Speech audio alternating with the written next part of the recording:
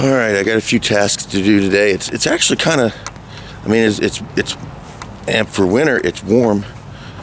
It's kind of nice out here. It's probably, I don't know what it is, but it's definitely not in the 20s. I can tell you that. And if it's in the 30s, into the upper 30s. So anyway, let's get in the van and let's get going. All right, so I got you set up on my dash cam. And today I woke up, let's see, what is today? Thursday. Today's Thursday. I had class yesterday. Today is Thursday. And I've got two tasks. I only wear my glasses at this point when I'm driving. I don't wear them at all any other time. Because they're so old, they don't really work. They do help while I'm on the road, but it doesn't help with anything else. Anyway, I woke up and sunny beaches, cloudy skies.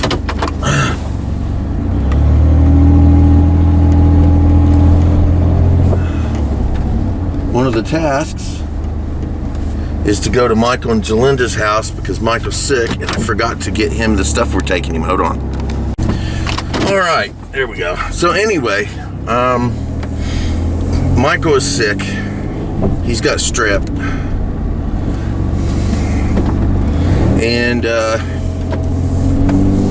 I'm gonna take him a couple things. Jalinda came by the house a few days ago and got some medications we had for him, but there's a few more things he could use, so I'm gonna run those to him, and then I've got to go out to Michelle's mom's house and check a trap that I set. That woman is losing her mind. Anyway,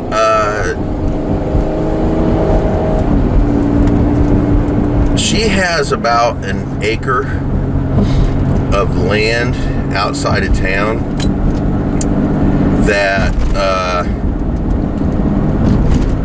I'm not allowed to really camp on. I can set up a tent, but she bitches.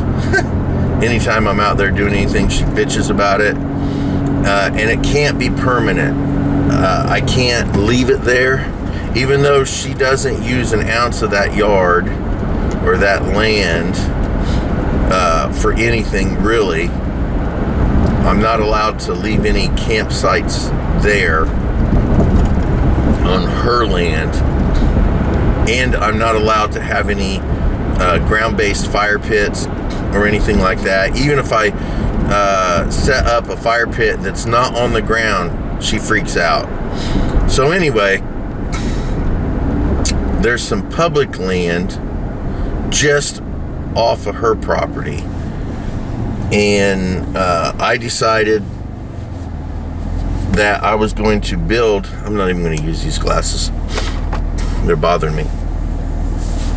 I was going to build a shelter. So, pardon me, I gathered up some stuff. I was going to make a very decently permanent structure with a stone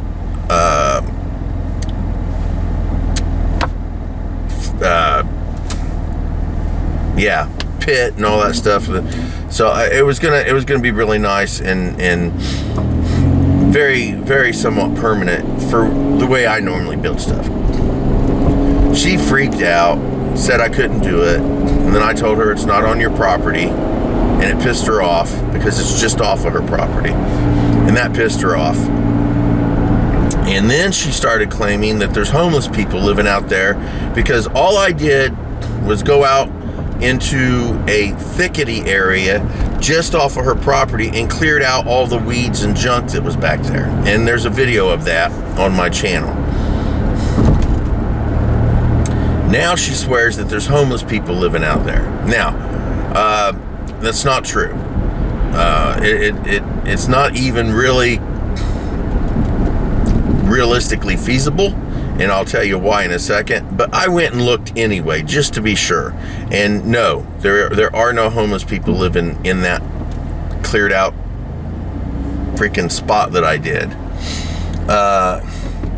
The biggest reason that is not happening is very, very simple, and she won't get it through her head.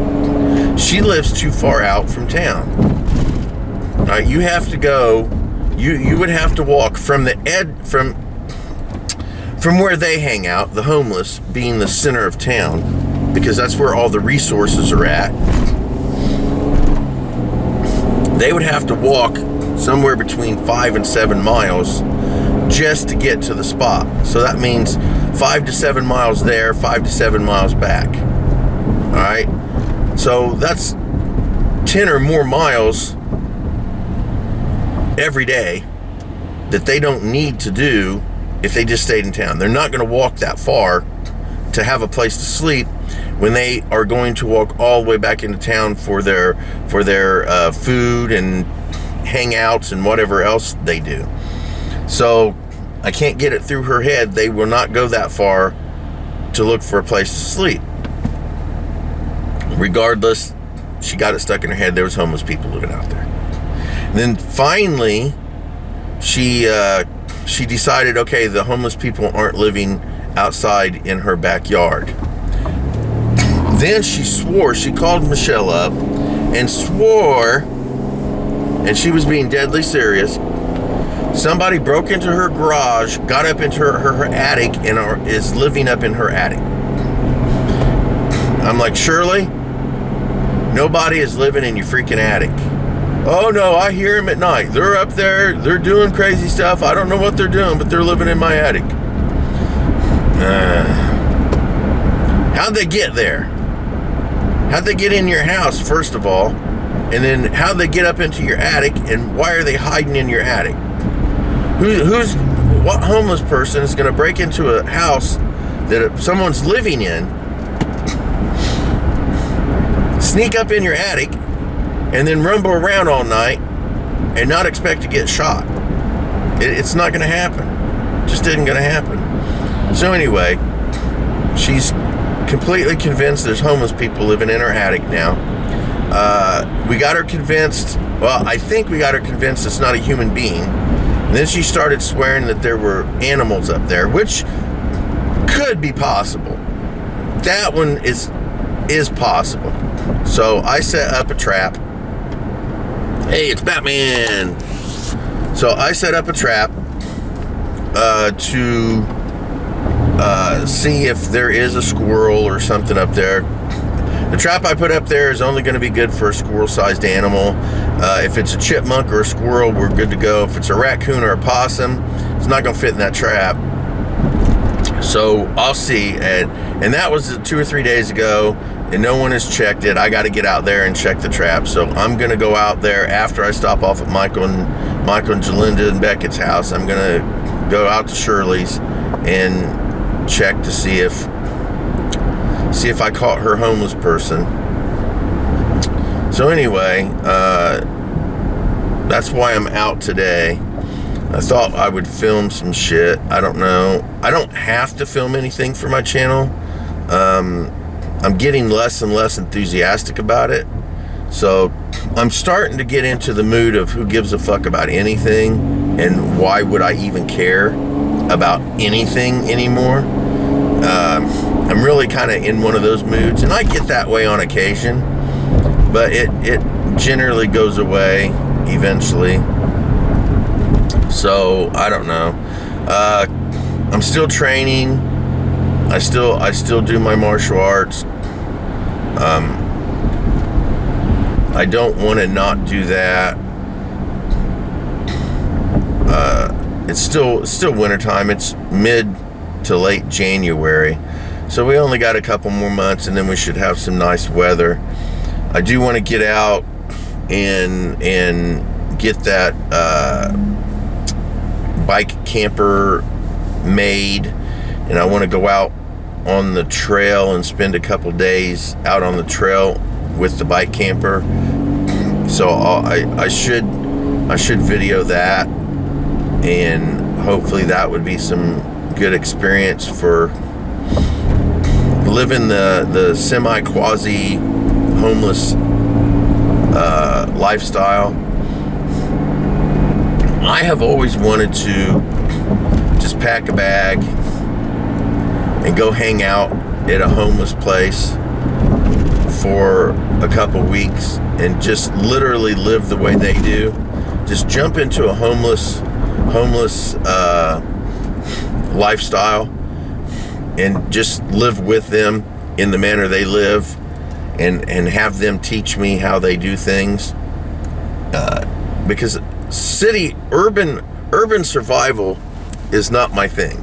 Urban survival is not my niche.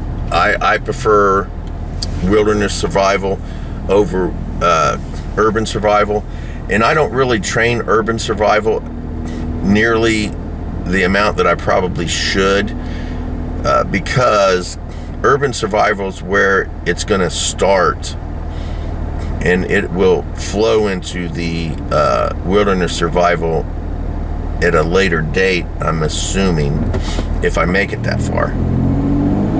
But I do need some urban survival experience that I don't have. So I would really like to just get a ruck, or not even that, just go to one of these homeless shelters, hook up with a group of people, and just hang out with them for like a week or two, and just soak in as much experience as I can from that. And also my homeless my dreams of a homeless vacation is getting a bus ticket to somewhere else. Doesn't have to be outside of Indiana. It could be Indiana, could be anywhere. But get a bus ticket to somewhere where no one knows my name, and find the population of homeless people and just jump into, their lifestyle for a while outside of my town. A bigger city probably, because I live in a what I would consider a decent sized town, but compared to some place like Indianapolis or Atlanta or Chicago or some shit like that, it's pretty small. So not only get the small town urban survival skills, but also get some of the larger city urban survival tactics as well. I want to do that too, so I don't know. We'll see. Well, I'm almost at Michael's, so I'm going to pause and I'll get right back with you. Alright, so I got his stuff to him. Beckett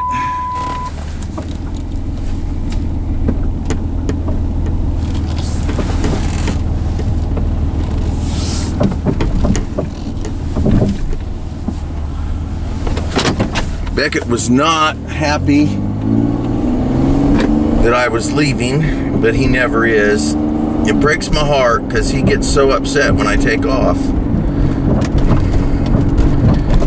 So I'm gonna run by my mom's house real quick, because she just lives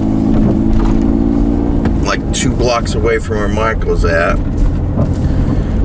We're gonna run by there real quick and see if she's home. Hang out there for 10 or 15 minutes. Go see my cousin who lives next door to my mom, who's kind of more like an aunt than a cousin, and is actually my godmother. So let's see here. Alrighty, well,